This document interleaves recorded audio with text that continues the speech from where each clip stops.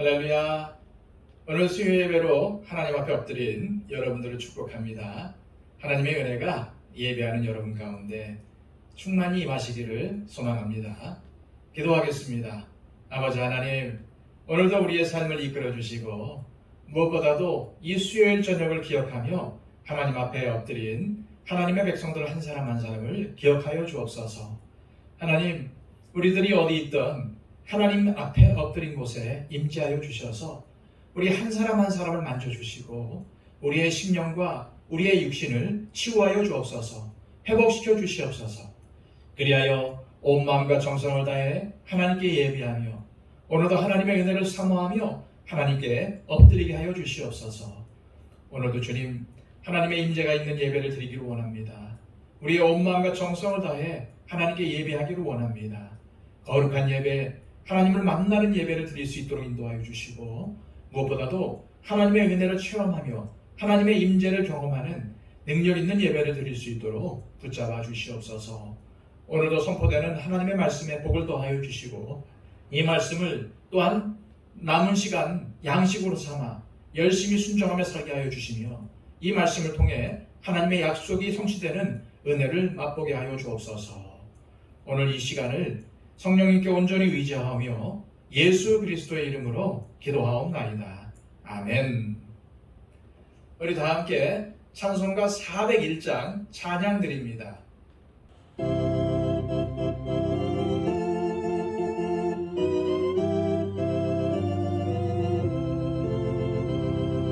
주의 곁에 있을 때 마음이 든든하오니 주여 내가 살 동안 인도하여 주소서. 주여 나를 인도하소서. 바른 세상 살 동안 주여 인도하소서. 피난처인 예수여 세상을 경험할 때 크신 은혜 베푸사 나를 숨겨주소서. 주여 나를 인도하소서. 바른 세상 살 동안 주여 인도하소서. 세상 풍파지난 후 영화로운 나라와 눈물 없는 곳으로 들어가게 하소서.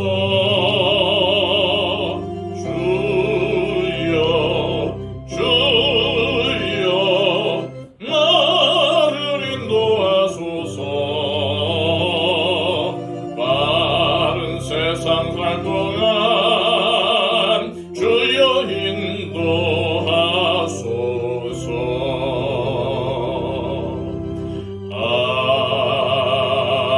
아멘. 찬송 하나 더 부르겠습니다. 찬송가 279장입니다.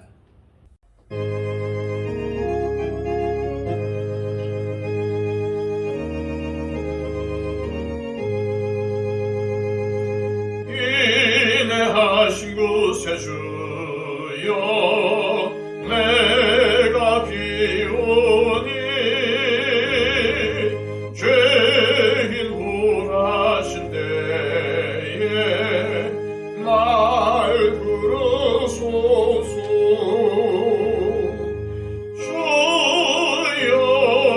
주여 내가 비오니 죄인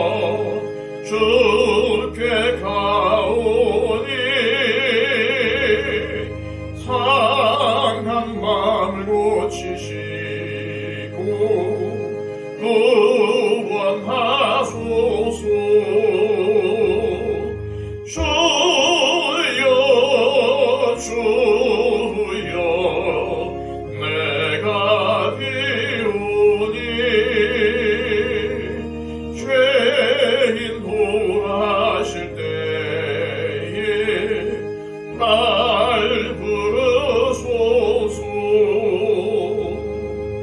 만복근한 우리 주여 위로하소서.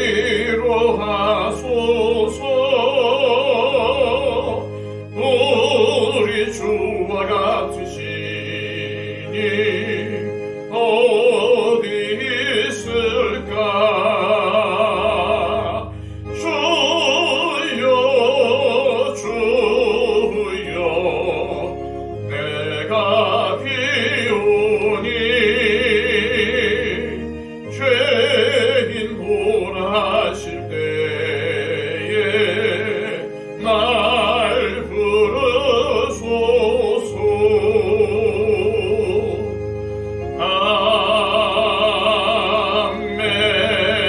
아멘. 이 시간 우리에게 주시는 하나님의 말씀은 신약성경 요한복음 2장 13절에서 22절까지의 말씀입니다. 신약성경 145쪽입니다. 유대인의 유월절이 가까운지라 예수께서 예루살렘으로 올라가셨더니 성전 안에서 소와 양과 비둘기 파는 사람들과 돈 바꾸는 사람들이 앉아 있는 것을 보시고 놋끈으로 채찍을 만드사 양이나 소를 다 성전에서 내쫓으시고 돈 바꾸는 사람들의 돈을 쏟으시며 상을 엎으시고 비둘기 파는 사람들에게 이르시되 이것을 여기서 가져가라. 내 아버지의 집으로 장사하는 집을 만들지 말라 하시니 제자들이 성경 말씀에 주의 전을 사모하는 열심이 나를 삼키리라 한 것을 기억하더라. 이에 유대인들이 대답하여 예수께 말하기를 네가 이런 일을 행하니 무슨 표적을 우리에게 보이겠느냐. 예수께서 대답하여 이르시되 너희가 이 성전을 헐라 내가 사흘 동안에 일으키리라. 유대인들이 이르되 이 성전은 46년 동안에 지었거늘 네가 3일 동안에 일으키겠느냐 하더라. 그러나 예수는 성전된 자기 육체를 가리켜 말씀하신 것이라. 죽은 자 가운데서 살아나신 후에야 제자들이 이 말씀하신 것을 기억하고 성경과 예수께서 하신 말씀을 믿었더라. 아멘. 별로 기억하고 싶지 않겠지만은 여러분들이 가장 분노하고 격분했던 때가 언제였나요? 저의 경우를 생각해 보면은 크게 화를 냈던 기억이 분명히 있긴 하지만 그것이 언제인지 또 왜 그렇게 화를 냈었나 그 이유가 분명치 않습니다. 이것은 여러분들도 비슷할 것 같습니다. 굉장히 분노하고 화를 냈는데 세월이 조금 지나서 돌아보니까 내가 그때 왜 화를 냈지 하고 기억도 나지 않습니다. 이것은 무엇을 의미하는 걸까요? 그렇게 중요하지도 않은 일로 엄청나게 화를 냈다는 것입니다. 그렇습니다. 나중에 돌아보면은 그렇게 중요하지도 않은 일, 그냥 넘길 수도 있었던 일인데 우리는 그런 것들을 가지고 화를 냅니다. 왜 그럴까요? 그것은 우리 인간이 자기중심적이기 때문입니다. 그러한 이유로 우리의 분노는 대부분 자기 자신을 위한 분노입니다. 자기 감정이 상해서 기분이 나빠서 자존심이 상해서 뭔가 찔렸기 때문에 분노합니다. 하지만 예수님의 분노는 정말로 하나님을 위한 의로운 분노였습니다. 자신을 위한 분노가 아니었습니다. 13절 말씀입니다. 유대인의 유월절이 가까운지라 예수께서 예루살렘으로 올라가셨더니 예수님은 전에 분명히 갈릴리에 계셨는데 유월절이 가까워지자 예루살렘에 올라가셨습니다. 예루살렘은 남쪽이고 갈릴리는 북쪽이기 때문에 우리식으로 하면은 예루살렘에 내려가셨다고 하는 것이 맞습니다. 그런데 유대인들은 항상 성전 중심의 생각을 가지고 있었기 때문에 또 예루살렘이 산 위에 있었기 때문에 동서남북 어디서 가도 예루살렘에 올라간다는 표현을 썼습니다. 여하튼 유월절이 되어 예수님은 예루살렘에 올라가셔서 성전에 들어가셨습니다. 그런데 거기서 어떠한 일이 벌어졌습니까? 14절에서 16절까지의 말씀입니다. 성전 안에서 소와 양과 비둘기 파는 사람들과 돈 바꾸는 사람들이 앉아 있는 것을 보시고 노끈으로 채찍을 만드사 양이나 소를 다 성전에서 내쫓으시고 돈 바꾸는 사람들의 돈을 쏟으시며 상을 엎으시고 비둘기 파는 사람들에게 이르시되 이것을 여기서 가져가라. 내 아버지의 집으로 장사하는 집을 만들지 말라 하시니. 예수님에 대하여 생각하면 우리는 어떠한 생각이 듭니까? 성품이 온유하시고 부드러우시고 자비하신 것이 생각나지 않습니까? 예수님의 모습을 그린 송화를 보아도 대부분 온화한 표정, 부드러운 표정 또는 십자가에서 고통당하는 모습이 우리가 기억하는 예수님입니다. 그런데 오늘 말씀을 보면은 예수님이 아주 크게 분노하시는 것을 봅니다. 성전에서 장사하는 사람들을 보시고 노끈으로 채찍을 만들어 양과 소와 장사꾼들을 다 쫓아내시고 또 돈 바꾸는 사람들의 돈을 쏟으시며 상을 뒤집어 엎으셨습니다. 예수님의 이러한 모습을 한번 상상해 보십시오. 노끈으로 만든 채찍을 휘두르셨는데 웃으면서 하시거나 부드러운 표정으로 하셨겠습니까? 아닙니다. 분노에 가득 찬 얼굴로 하셨을 것입니다. 그런데 예수님이 왜 이렇게 화를 내셨을까요? 성전에서 장사하는 것이 이렇게 분노하실 일일까요?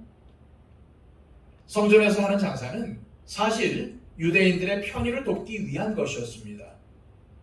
큰 명절이면 유대인 남자들은 하나님 앞에 제사를 드리기 위해 예루살렘에 와야 했는데 1년에 3번 오도록 율법에 규정이 되어 있습니다. 그런데 외국과 같은 먼 곳에서 오는 경우엔 짐승과 같은 재물을 끌고 오기 힘드니까 성전에 와서 짐승을 사서 할 수 있도록 규정이 되어 있었습니다. 특히 북쪽 지역인 갈릴리에 사는 사람들은 며칠씩 걸어서 예루살렘에 와야 했는데 그런 사람들이 제물로 바칠 소나 양, 염소 등을 끌고 산을 넘고 강을 건너고 광야를 지나온다는 것은 아주 힘든 일입니다.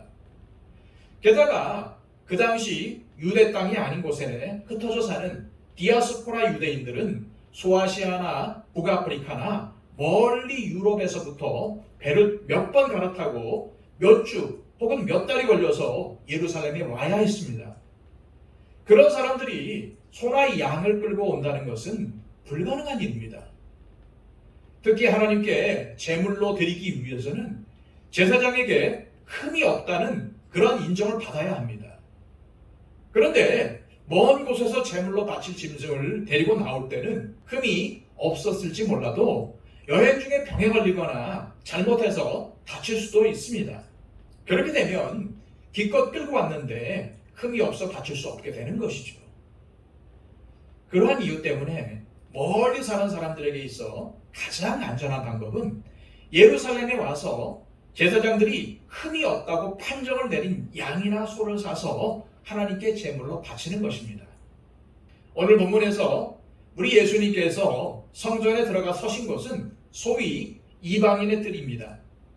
그리고 예수님은 그곳에서 장사하는 사람들과 돈을 바꾸어주는 환전상들이 진을 치고 앉아있는 모습을 보십니다. 이런 것들이 원래는 성전 밖에 있어야 했는데 성경에도 나오는 대제사장 가야바가 돈을 받고 이들을 성전뜰로 끌어들인 것입니다.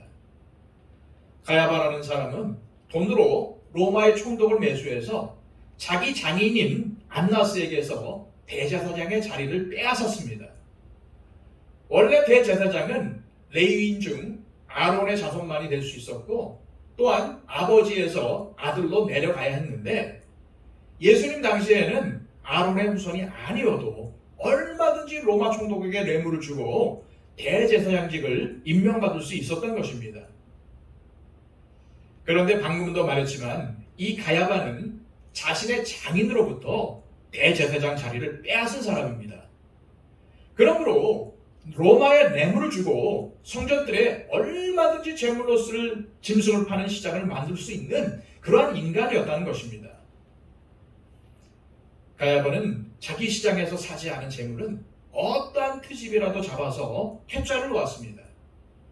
그리고 자기가 만든 시장에서 산 재물만 흠이 없는 재물로 인정했던 것입니다. 따라서 심지어 성전 가까이에 사는 사람들조차도 성전에서 비싼 돈을 주고 재물을 살 수밖에 없었습니다. 또한 당시 유대인들은 예루살렘에 와서 1년에 한 번씩 성전세를 내야 했는데 성인 한 사람이 반세겔의 성전세를 냈습니다. 그런데 성전세를 내는 데 사용하는 돈은 아무 돈이나 안 되고 꼭 그 당시 가장 순전한 은으로 만든 레바논의 드로 은전으로만 내게 되어 있었습니다. 그러나 그런 돈을 일반 사람은 구할 수가 없었죠. 그래서 성전에 오면은 성전세를 낼 수 있도록 드로 은전으로 환전해 주었던 것입니다. 그 안에 얼마나 많은 비리가 있었겠습니까? 그러니 당시 일반 백성들은 등골이 휘어지는 것입니다. 환율을 높게 책정해버리면 더 많은 돈을 주고 성전세 낼 돈으로 환전을 하게 되고 또 1년에 한 번씩 성전세를 내는 것이 유대인들의 의무였기 때문에 환율이 아무리 비싸도 물며 겨자 먹기로 환전을 해야 했던 것입니다. 지금 예수님이 서 계신 성전들의 광경을 한번 떠올려 보십시오. 경건한 기도 대신 가축들의 울음소리와 양의 우는 소리만 가득합니다. 짐승들을 제물로 잡아서 바치느라고 우는 소리가 아닙니다. 상품으로 팔려고 끌어다 놓았기 때문에 들리는 소리입니다.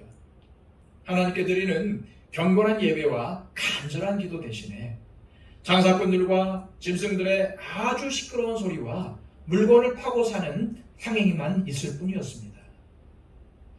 외국과 같은 먼 곳에서 성전에 와 이스라엘의 하나님께 경배하고자 무릎 꿇은 사람들, 특히 이방인들이 이방인의 뜰에서 유일하게 하나님을 만날 수 있었던 은혜의 자리였는데 돈과 권력에 취한 종교 지도자들에게 착취를 당하고 만 것입니다.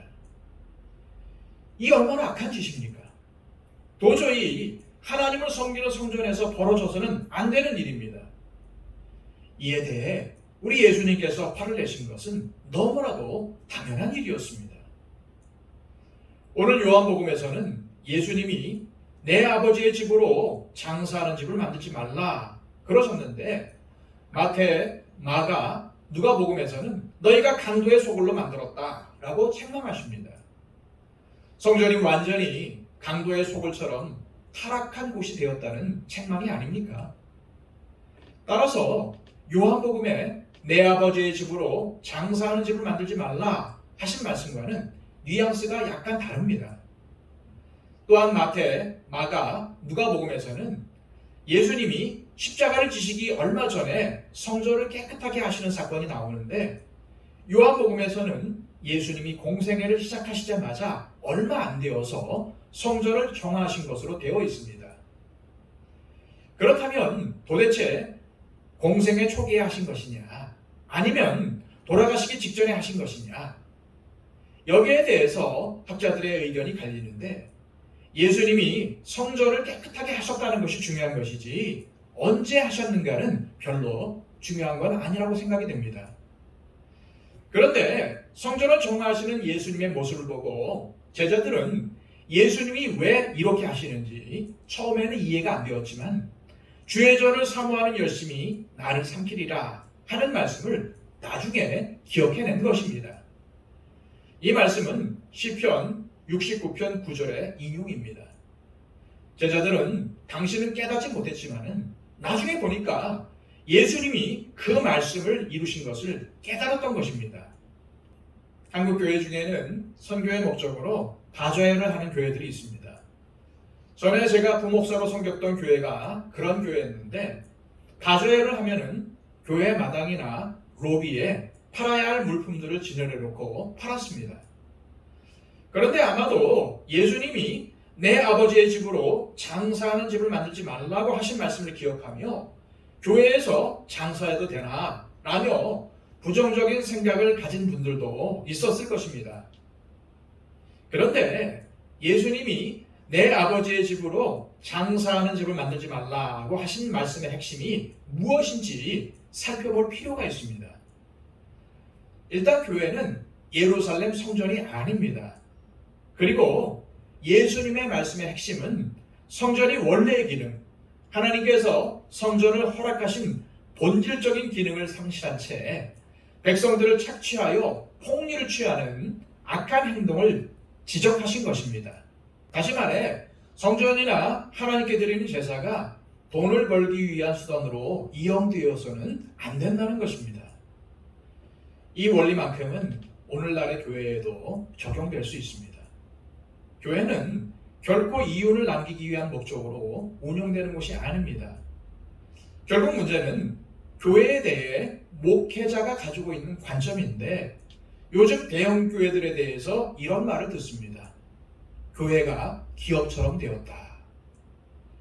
교회가 기업처럼 되었다는 말은 단순히 교회에 회사와 같이 조직이 있고 조직적으로 일을 맡은 직분자들이 있다는 의미가 아니라 교회가 건물의 크기를 추구하고 많은 수의 성도와 많은 액수의 헌금을 추구하는 데 중점을 둔다는 말일 것입니다.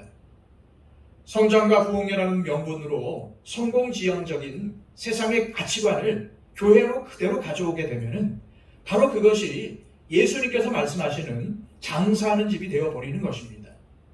하나님을 섬기는 사역이 아니라 장사가 되어버리는 것이죠. 교회에서의 헌금이 기업의 수익과 같은 의미이고 교회에서의 교인이 기업의 고객과 같은 의미라면 교회에서의 부흥이 기업의 확장과 같은 의미라면 그 교회는 정말 장사하는 집이 될 수밖에 없습니다. 그러므로 주님이 기뻐하시는 교회 공동체를 만들기 위해서는 교회 건물의 크기, 성도들의 수, 헌금의 액수에 주목하는 것이 아니라 예수님의 피 묻은 복음에 주목해야 합니다. 우리가 기뻐하고 우리에게 즐거운 교회를 만드는 것이 아니라 정말 주님이 원하시는 신앙 공동체를 만드는 것이 우리의 목표가 되어야 합니다.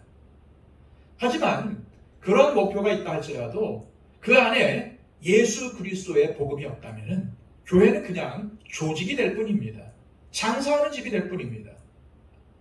그러므로 주님께서 오늘 내 아버지의 집으로 장사하는 집을 만들지 말라라고 하신 것은 단순히 교회에서 바자회를 하는 것이 옳으냐 그르냐에 관한 것도 아니고 교회에서 수익을 내는 어떠한 일을 하느냐 마느냐 하는 것도 아닙니다. 교회에서 바자회를 하든 점심을 팔든 또 다른 무엇을 하든 이것을 왜 해야 하는지 이것을 통해 무엇을 이루려 하는지 그 본질을 놓치지 말라는 것입니다. 그렇다면 교회의 본질이 무엇입니까? 예수님께서 성전을 정화하시며 내 아버지의 집을 장사하는 집으로 만들지 말라고 하셨을 때에 유대인들이 와서 이 일에 대해 질문을 하고 예수님은 그들의 질문에 대해서 대답을 하십니다. 18절에서 20절까지의 말씀입니다. 이에 유대인들이 대답하여 예수께 말하기를 네가 이런 일을 행하니 무슨 표적을 우리에게 보이겠느냐? 예수께서 대답하여 이르시되 너희가 이 성전을 헐라 내가 사흘 동안에 일으키리라. 유대인들이 이르되 이 성전은 46년 동안의 지었거늘 네가 3일 동안에 일으키겠느냐 하더라. 매매하는 장사꾼들을 내쫓으시고 환전상의 상을 엎으시며 내 아버지의 집으로 장사하는 집을 만들지 말라고 하신 예수님께서 곧바로 성전을 하려고 하시니 이상하지 않습니까? 그 당시 성전을 하나님의 거룩한 집이라고 생각했던 경건한 사람들은 예수님이 성전을 정화하시며 채찍을 휘두르고 장사꾼을 내쫓으실 때에 와 잘한다 정말 시원하다 라고 했을 것입니다. 그런데 그 다음에 이어서 하신 너희가 이 성전을 헐라 라는 말씀에는 아마도 경황했을 것입니다. 아니 거룩한 하나님의 집인 성전을 헐라는 게 말이 됩니까?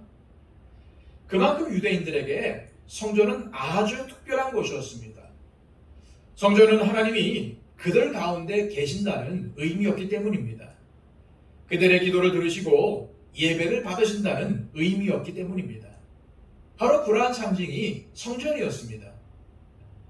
솔로몬이 성전을 완공한 후 하나님께 그 성전을 봉헌하면서 우리의 하나님이 되어주시고 하나님이 우리와 동행하시는 것을 알게 해주십시오. 이 집에서 기도하면 받아주십시오 라고 하나님께 기도했습니다. 솔로몬이 이렇게 기도한 것처럼 이스라엘 백성들에게 성전은 단순히 하나님이 계시는 장소만이 아니라 하나님이 이스라엘을 지키시고 구원하신다는 증거가 되며 이스라엘 백성들에게 확신을 주는 절대 없어서는 안 될 상징이었습니다. 그런데 예수님이 너희가 이 성전을 헐라 라고 말씀하신 것입니다. 예수님의 제자들도 처음에는 예수님의 이 말씀이 무슨 의미인지 몰랐습니다. 하지만 예수님이 부활하신 뒤에야 예수님이 당신의 육체를 가리켜 성전이라고 하셨다는 사실을 깨닫게 되었습니다. 21절, 22절 말씀입니다. 그러나 예수는 성전된 자기 육체를 가리켜 말씀하신 것이라. 죽은 자 가운데서 살아나신 후에야 제자들이 이 말씀하신 것을 기억하고 성경과 예수께서 하신 말씀을 믿었더라. 이제는 하나님께서 그 백성과 함께 하신다는 증거가 무엇입니까? 성전이 아니라 예수 그리스도이십니다. 예수님께서 돌아가실 때에 성전에서 성소와 지성소 사이를 가리고 있었던 휘장이 위에서부터 아래로 쫙 찢어졌습니다. 이것이 무슨 의미입니까? 누구든지 예수 그리스도를 통하여 하나님 앞에 나아갈 수 있는 길이 열렸다는 것입니다. 이제는 제사장들을 통해서 나아가는 게 아니라 예수님을 통해서 나아가는 길이 열렸다는 것입니다. 예수님이 곧 성전이시라는 것입니다. 임마누엘의 하나님, 우리와 언제나 함께 하시는 하나님이 바로 예수 그리스도이십니다. 하나님이 우리를 지키시고 우리의 기도를 들으시고 우리와 동행하심을 아는 것은 이제 건물인 성전을 통해서가 아니라 바로 예수 그리스도를 통해서라는 것입니다. 그러므로 우리는 교회가 성전의 완성이 아니라 예수님께서 바로 성전의 완성이시라는 사실을 알아야 합니다. 예수님이 우리의 머리가 아닙니까? 그래서 예수님을 통해 우리 각 사람이 함께 성전이 되어가는 것입니다. 우리가 오해하지 말아야 할 것은 하나님은 교회라는 건물, 교회라는 공간에 계시는 것이 아닙니다. 예수님을 믿고 예수님과 연합된 하나님의 사람들 안에 하나님이 계시는 것입니다. 그래서 건물이 성전이 아니라 하나님을 믿는 사람이 성전입니다. 다시 말해 교회는 건물이 아니라 사람입니다. 우리가 바로 교회이며 우리가 성전입니다. 그래서 사도 바울은 성령이 너희 안에 계시면 너희가 곧 하나님의 성전인 줄을 알지 못하느냐라고 말했던 것입니다. 그렇다면 성전을 정화하신 예수님이 이 성전을 헐라 내가 사흘 만에 다시 짓겠다라고 말씀하신 것은 성전을 진짜로 무너뜨리고 폐하시겠다는 뜻이 아니라 오히려 완성하시겠다는 뜻임을 알 수 있습니다. 오늘 본문의 성전 정화 사건과 성전을 헐라라는 말씀을 연결해 볼 때에 우리는 교회가 어떠해야 하는지를 생각해 볼 수 있습니다. 그 당시 성전에서는 하나님께 제사하러 온 이스라엘 백성들에게 편의를 제공해 준다는 명목으로 하나님의 집을 장사하는 집, 강도의 소굴처럼 만들어 버렸습니다. 마찬가지로 우리도 예수님의 일을 한다는 명목으로 잘못된 것을 하면서도 이곳이 하나님의 집이다 라고 생각하는 실수를 범하지 않도록 정신을 차려야 합니다. 주님이 원하시는 일보다 우리가 원하고 좋아하는 것을 하면서도 이것이 성전이다 라고 하는 것을 경계해야만 합니다. 이웃만 추구하면 된다는 세속적인 가치관에 의해서 움직이는 조직들은 힘의 원리에 따라서 자기가 알든 모르든 힘으로 해결하려고 합니다. 그러한 모습들이 소외된 사회적 약자들에게는 강도의 소굴처럼 보일 수가 있습니다.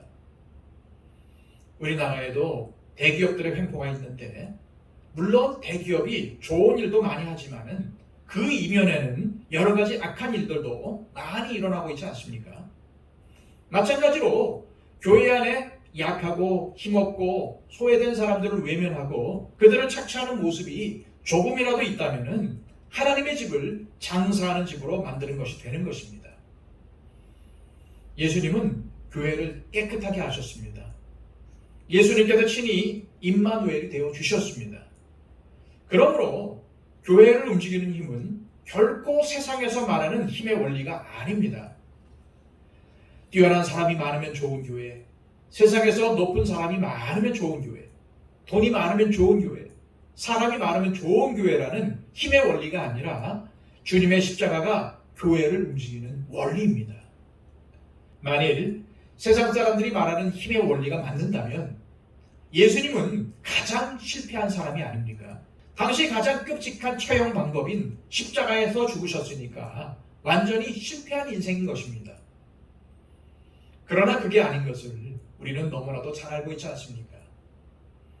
교회는 어떠한 이득을 취하려고 세워진 것이 아니라 하나님의 임재를 구하고 경험하는 자리입니다. 그래서 교회는 예수 그리스도를 주인으로 섬김으로써 자유를 누리는 모임입니다. 우리가 곧 교회입니다. 건물이 교회가 아니라 우리가 교회인 것을 항상 기억해야 합니다.